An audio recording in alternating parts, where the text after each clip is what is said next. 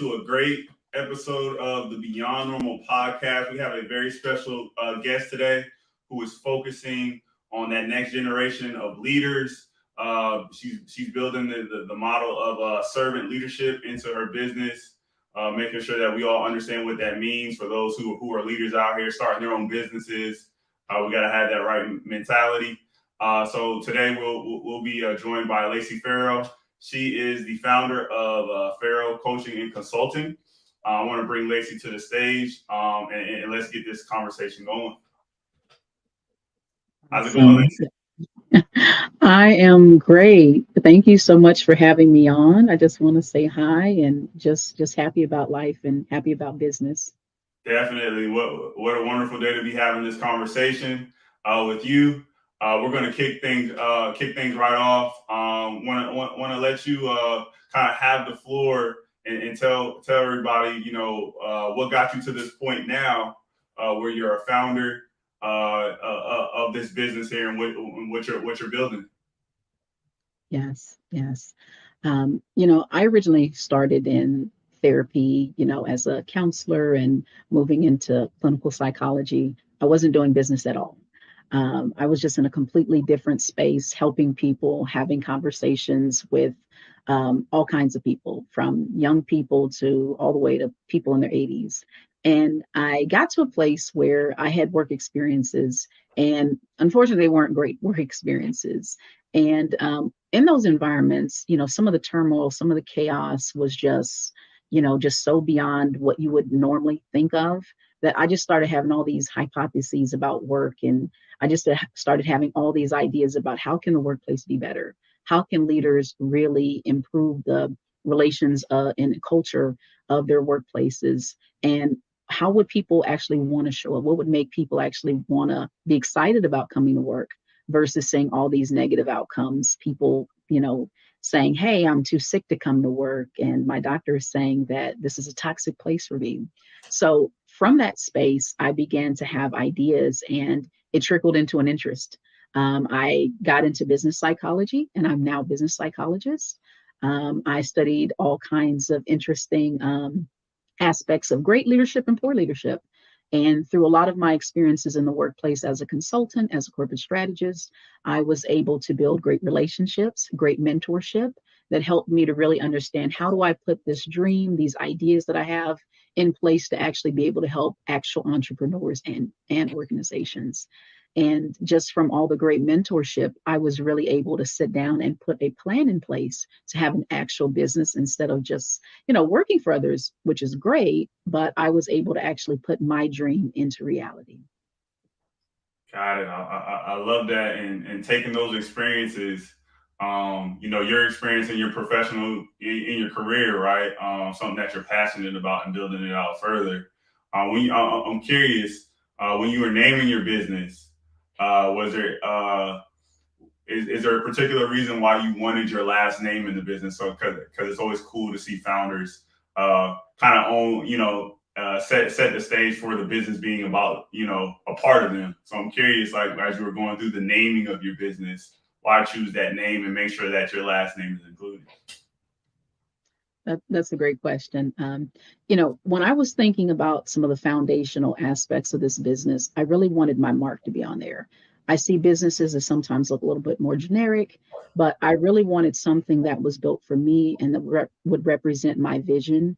I really wanted, my name out there. I see Walmart, I see, Johnson and Johnson, I see all these different names, and I see some consulting firms, Richardson's, consulting firm, and I really wanted to be able to put down roots to really establish a firm where I can have someone like me, not just say, hey, I work here, but hey, I own this, I'm branding this, and my name, everything from top to bottom reflects my vision. And I believe my name is one of the hugest things that reflects my vision, because it's a part of me and my growth. That last name is a legacy. So I do believe that it's a great name to name the firm. I love it. I think that's somewhat of a cheat code to set yourself up for success, right, when starting your own business, because you want to make sure that you put the right amount of energy into it, right? It's something that has your last name by default. You're going to want to put that sweat equity in, And so I love the name. I love the branding in general. Tell us a little bit more around, because I believe servant leadership is really core to the way that the conversations that you have with different leaders. So tell us a little bit around why focus on that servant leadership model in the current working environment and current environment we're in. Why is it so important to have that servant leadership mindset? Absolutely. Yes, I actually stumbled into servant leadership when I was in my beginning stages of my doctoral program. I knew the type of leadership that I was interested in, but I didn't totally know that name yet. I knew transformational leadership. And as I was talking through my dissertation with someone else, they're like, I think you're actually really talking about this. And when I read about it, I was like, this is exactly me. This is my life philosophy. This explains about my growth and development as a person and how I want to help, shape other leaders to grow and to build their organizations. What I really love about this model of leadership is it's not just about I need you to come in and work for me. And if I get what I want, I will treat you well. And if I don't, I can just let you go. There's a saying that everybody's replaceable. A servant leader does not think that way. They're seeing the value in a person. They're building up a person, in terms of their professional life, in terms of who they are as a person. We realize the needs that each individual has. So it's basically a pledge to say, I'm going to serve others first. I'm gonna slow down a little bit because people, every time I talk to someone, they're like, serve, I'm not gonna be a maid, or I'm not gonna be, they think of Gandhi or they think of someone who's a janitor, but serving does not necessarily mean serving food or being a slave to someone. That means as a leader, I'm the first to get in the trenches. I'm the first to build people. I'm the first to help others build their dreams and visions. So that means I need to be authentic and listen to people. That means I need to step back and not just have it all be about me. I can help build people who are going to be servant leaders. So that servant leader is big on they're developing others. They're not just serving and retiring. So this is a critical theory of my firm in terms of the executive coaching that we do, and as well as some of the leadership retreats we do. But I will say this. We do not only do servant leadership. So for those who say, I'm transformational, I'm a transformational leader, but I don't necessarily want to be a servant leader. We still have a service orientation about us. So we're not going to force someone to be a servant leader. But at the same time, we come from that perspective of how can we build up those who are in our organizations. Yeah, I love that. I was getting goosebumps as you were talking about that a little bit. Just listening and kind of like being in the trenches with your team. And for me, always that active listening is always a big thing for me when it comes to leadership and podcasting. Right, the idea of being a host and listening, that's somewhat of a skill that we have to strengthen at all times. And so as you were speaking there, I was actually thinking a little bit around the podcast experience and how there's some similarities there. So I want to transition a little bit now to, the core of your business. It makes perfect sense. The leaders that you're talking to. I want to transition now to being a founder, what that experience has been like for you. So tell us a little bit. We all know we have strengths and then we have opportunity areas. So I'm curious to know throughout this process of starting your business, what's that strength, that area where you were like, holy cow, like I'm really good at this. And what's that opportunity area on the back end of that where, you may have to focus a little bit more just because you may not have a lot of experience in that specific aspect of the business. Yeah, absolutely. Um, I actually stumbled upon, one of my strengths when I actually last year, when I was actually planning a conference for a psychological association. So I was actually planning, strategizing, building programs, just running a whole lot of things behind the scenes and actually in the forefront as well. Um, I really was able to get feedback from other people. I had people see my work and they told me about how organized I was. And I realized that about myself. I just didn't realize the extent. And when I was faced with such huge projects, in addition to doing that, I had a lot of other work tasks and, just so much going on. I realized how much work I could actually get done, how well I could actually organize things, even when I just had a monster of projects, to do by myself. And I carried that into my business. So I've been doing my business for roughly probably about 3 years now, but I've gone more full time. And in terms of going more full time, that organization that has been huge because there's so many things that you need to do. And while I have people on my board, I don't have a huge team to be able to assist me with everything. So I have to provide the structure and the plans and, just mapping out what strategy looks like versus retreats versus what coaching looks like. And so far I can do it. And it's very easy for me to organize. I think to your point about difficulty is just spending that time. So I'm good at, planning and putting in the calendar, but just taking on the load. So I think just taking on the load and just continuing with that work-life balance, I think is huge because there's just so much work to do when you're doing this level of work. You're working with executives, you're working with people who want, there's top quality involved, and you want to offer the best services that also reflect who I am, which is a creative but yet professional person. So there's a lot of work that goes in there, and there's a lot of time that's needed. So Appreciate you elaborating on that a little bit. And so you touched on something there. You gave us a few gems in there, but I want to go back to you mentioned you started your business 3 years ago, and now you're to the point where you're going full time with it. Can you share a little bit around what that experience was like? That moment where you knew, okay, I need to go full time in order to scale this business the way that I want. Because a lot of people, they're on the fence around, they're selling some product, they're selling some services on the side, but they still have that 9 to 5. There's a balance to figuring out the work life balance between the two. So could you elaborate a Mhm. little bit around, when that moment where it made sense for you to go full time and go 100% into building Farrow Coaching and Consulting, and leave that 9 to 5? Yeah. I think that during the pandemic, I want to say maybe a year and a half ago, that really hit me. I tend to wear many hats. So I might be coaching, I might have been doing therapy, doing psychological evaluations. I'm usually wearing a lot of different hats. But I got to a point where when I'm working in consulting firms, one big thing stood out to me, and that was diversity. There's not as much diversity. And when we talk about not just, ethnic diversity, but even diversity of thought, you can't always, depending on where you work, you can't always put that creative spin that you want. You can't always have your voice, heard in the way that you would like it to. Your work kind of reflects this, and in my perspective, it's a little bit more cookie cutter in some firms. And I didn't really feel like I could really offer the services that I wanted to, that best suited all of my skills. So there are services that they may not offer that I really want to offer, that I see, wow, this is needed. But when you give those ideas, you offer those ideas, it's, well, this won't work because, or I'm not sure. And you see your colleagues go through those same experiences. So diversity was a huge one. Creativity was a huge one. But I would say also just when I realized how many hours I put in, helping someone else's dream, which, I'm grateful for, being able to work with others. I really thought, I could have really built out something huge of my own with all this time that I spent doing this work. So it hit me, and I said, you know what, I'm just going to put everything in.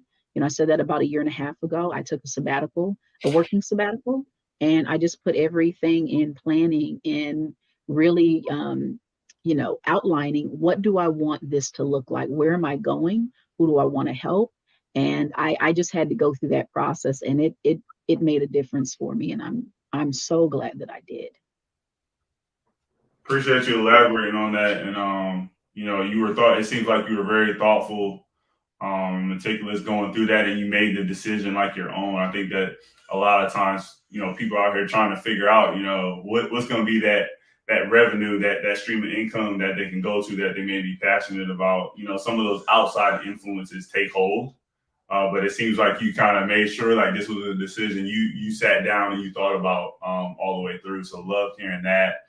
You mentioned a little bit. I want to go to pricing. You kind of, there were some nuggets in there.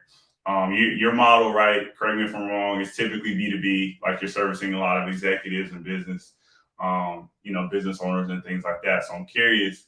Um, this is a space I feel like there's not enough founders that look like me and you, right? Because the amount of money that can be made in a B2B model, it's just different than that B2C. So can you elaborate, not without going into prices in particular, but in terms of the value that those executives see in your business? Because a lot of times I'm pretty sure it leads to some nice dollar signs, some healthy revenue coming in. Can you elaborate a little bit on that? Yes, yes. The value that I tend to hear, from customers that they're noticing is, the fact that, we're my firm is not afraid to do things differently. There are a lot of firms that say, hey, we do consulting, we do business, we do strategy. There are a variety of firms out there.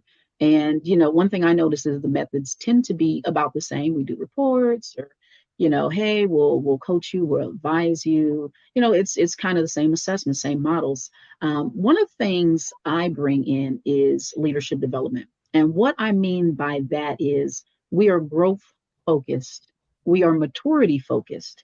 And when I mean maturity, I don't necessarily mean just take a 1 hour training and learn a few skills in the business and go back to the job. I mean, let's really look at your maturity as a person, as a professional. Let's look at your growth trajectory as a leader and how you've influenced and impacted other people. So there's really this different level of accountability with, are you growing? You're a great influence to others in an organization. So we really lay the foundation that the people themselves are the value, and how you execute, how you show up in an organization, that brings value, or it can actually devalue not only yourself, but other people, and just that whole culture and just that whole atmosphere. So we're very big at bringing just the best of psychology, the best of understanding people, the best at understanding experiences. We're about life experiences, because when an executive or leader shows up in an organization, yeah, they're a professional, but they're a person. So we like to take a deep dive into that person's journey, into that mindset, into how they show up in that room. And we like to emphasize showing up powerfully.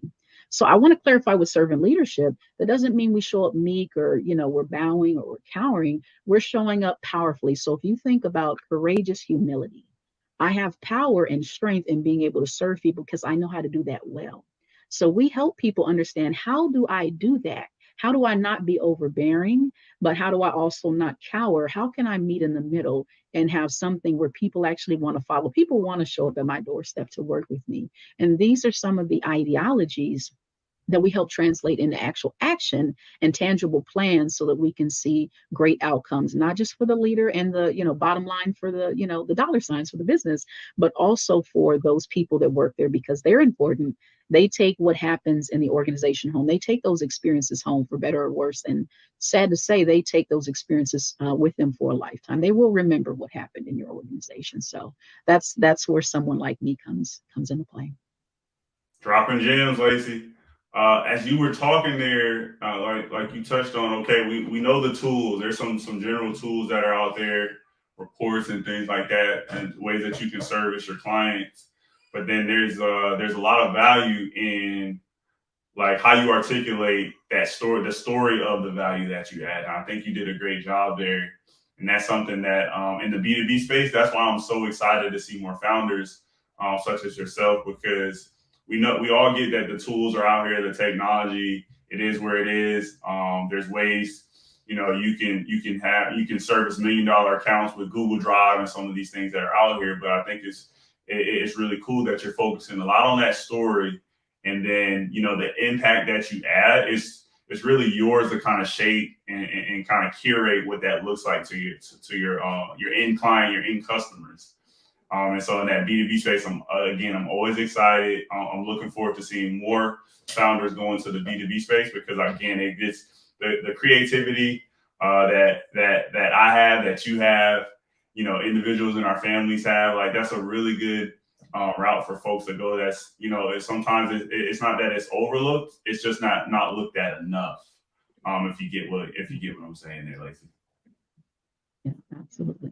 Got it. And Absolutely. so, in terms of, you touched a little bit on North Star in there, in terms of having your goals and things like that. You knew what you wanted this to end up being.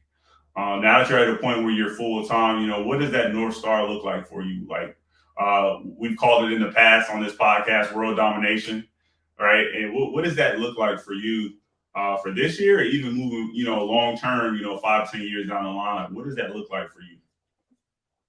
Yes, that's a great question.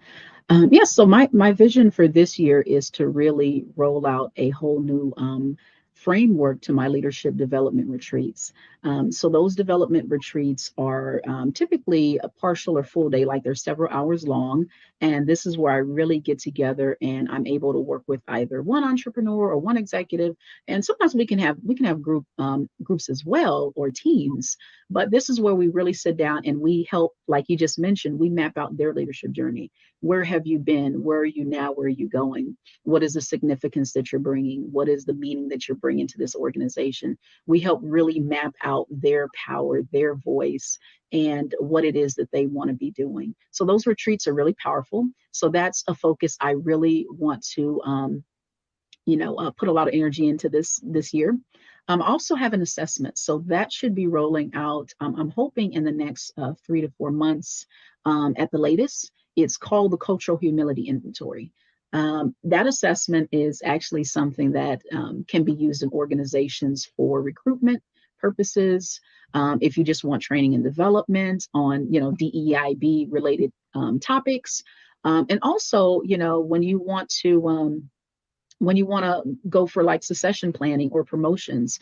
I know we oftentimes look at emotional intelligence or, cognitive intelligence. We look at different abilities, but I believe we also need to look at cultural humility as well. We need to focus on DE&I as we're hiring, scaling, moving people around in our organizations. I feel like that's a huge missing link.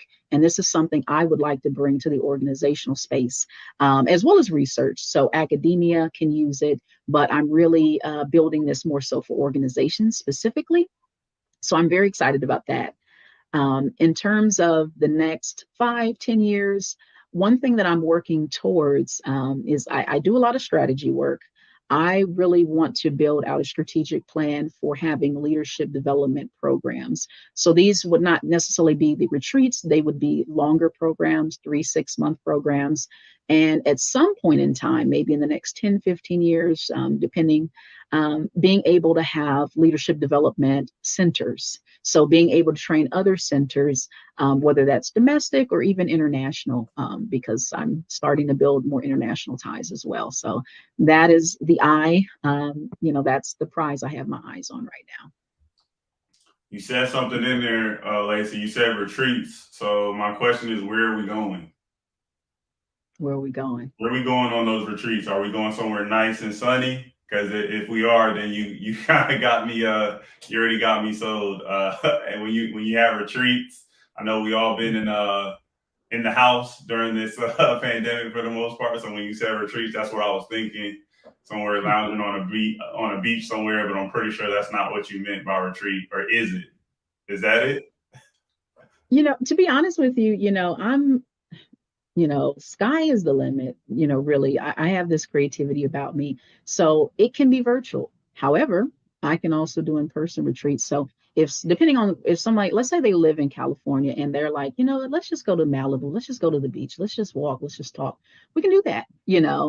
It can be, I'm very flexible. Things can be as, formal or, flexible and informal as someone wants, but I'm also open to, hey, I live in Germany. I really would like you to come here and let's do this. We're in Italy. Let's do this. We're in Switzerland. So I'm pretty flexible on where a client wants to actually do that. Of course, I'd have to fly in, if it's something like that, but, it could be nature, it could be a structured office space, or it could just be, hey, I'm here on the camera and this is the space that I'm comfortable in. So I really want to talk to executives, talk to companies. And, some of the people that I'd love to invite would be those in the hospitality space. You could be, at the top of your game in the medical space. You don't even have to be a person in business in the medical space. Maybe you're a leader in the medical field who's, high up and you do that kind of work. Maybe you're high up on that surgeon echelon, as well as lawyers and those in the military. So these are some of the individuals, as well as we mentioned entrepreneurs. So these are the types of caliber of people I want to bring on and, do those retreats with. I love it. That's a perfect segue, I think. I want to make sure that I pass it to you. Just one final time, let folks know how they can stay connected with the brand. If there's the leaders out there that are listening to this, how they can tap into your services for 2022 and then moving forward. Yeah, absolutely. Absolutely. Such a blessing to be on here. So excited for the invitation. I just want to give everyone an opportunity to connect with me further. So my website is www.farrowcoaching.com. I am available there. You can read about me. On my website, you can connect with me through WhatsApp. You can email me through the website. And you can also see, there's like a form on there where you can actually fill out information. And let's say you have a question, or let's say you have a comment. Hey, I saw you on the podcast. You can write it right there in the contact space. So if you go on the contact page, you can find me there. Just send us your information, your email or phone number, and we'll get back to you. I would also say I do have some social media platforms, and I'll be sharing those very shortly on my website. But other than that, I would say WhatsApp is a great place. I can text on there. You can leave me a voicemail. You can, just call, and we can get in touch right away. So I'm pretty flexible. I look forward to talking to anyone and everyone. And again, if you're international, I have some international clients now. I love international and domestic. So don't feel like, oh, I'm in India, or I'm in South Africa, or I'm in, wherever, Russia, and, I can't talk to you. So I will still talk to someone from another country. I'm more than happy to. I love it. And so for that WhatsApp, how would they get in contact with you up there? Just the details for that, Lacey, because that I haven't had a Yeah. time to come on and actually specify that WhatsApp, but I know that definitely opens up the whole world to you, because other countries use that a lot. Yes. So the WhatsApp, so the area code, well, the country code starts with 1. So if you're in another country, it's 1-757-356-6909. And my website also has the link there also to the WhatsApp. So you can just actually click it. And if you're on a mobile phone, you can just start typing away and chatting with me there. Love it. I appreciate that, Lacey. Again, appreciate you coming on the platform. Your journey, you've been at this for would you say 3 years now, and you're to the point now where you're doing some incredible things. The space that you're in, there's plenty of leaders who need to at least open up that book and do some research on the topic of servant leadership.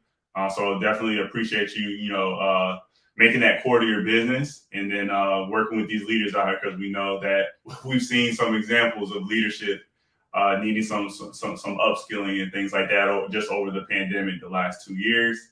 But yes, I definitely just want to say appreciate you for coming on the platform and sharing your journey with us, and definitely looking forward to highlighting more of your successes moving forward. In closing, though, I want to pass it to you one last time for the folks who are listening. What's that one thing you want folks to listen to, and then leave this conversation with knowing, like, what's that last thought you got for us? Yes. I have a lot of content coming out. We have a lot of new services and offerings coming out. So I really want you to get to the website. I have a podcast that, just mini episodes, 7-minute, 5-minute, that I'm going to be putting out on some interesting topics in addition to my leadership retreats. And my first one is actually on Batman in the workplace. So we're going to see some creative, unusual topics come up, and character analyses about how leadership can look right and wrong using various characters. So stay tuned for some more creative content from me. Thanks for that, Lacey. Thanks for the listeners for tuning in. And this was another great episode of the Beyond Normal podcast.